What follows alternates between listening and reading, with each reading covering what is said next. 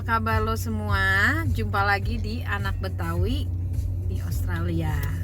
Hari ini gue mau ngevlog shopping grocery, mingguan shopping grocery untuk keluarga ya.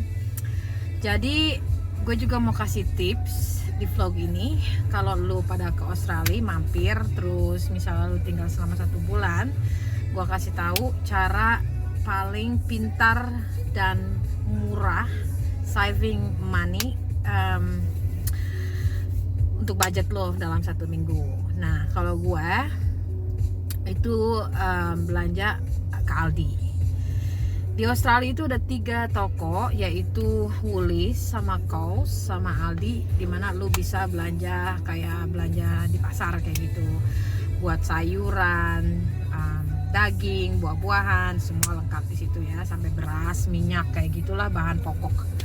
Jadi kalau gua belanja itu di 2 toko setiap 1 minggu sekali, yaitu di Aldi, kadang-kadang di Coles, kadang-kadang di Woolies. Yang lebih pricey atau lebih agak sedikit mahal itu di Woolies sama Coles, tapi mereka memang lebih besar daripada Aldi. Semua apa yang lo butuhin ada di situ, mereka tokonya lengkap. Tapi kalau di Aldi memang harganya lebih murah, cuma memang isinya nggak selengkap dari Woolworths atau Coles. Jadi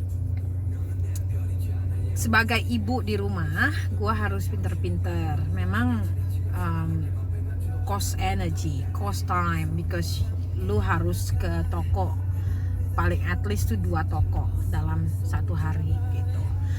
Nah, kalau gue pertama belanja itu ke Aldi dulu. Gue ambil semua yang pertama bahan pokok yang gue butuhkan yang ada stoknya di Aldi.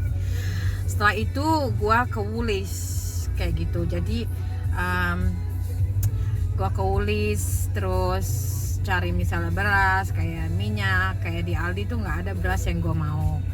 Seperti halnya beras yang seperti ada di Indonesia ya, Jasmine rice gitu. Ada di Aldi beras tapi nggak bagus, berasnya aneh gitulah. Gue nggak bisa makan beras di Aldi. Jadi key point hari ini kita save money dengan pintar berbelanja, oke? Yuk kita jajah perjalanan kita hari ini shopping grocery mingguan bersama anak yang pertama gue, Kayla. Yuk ikutin aja. Bye.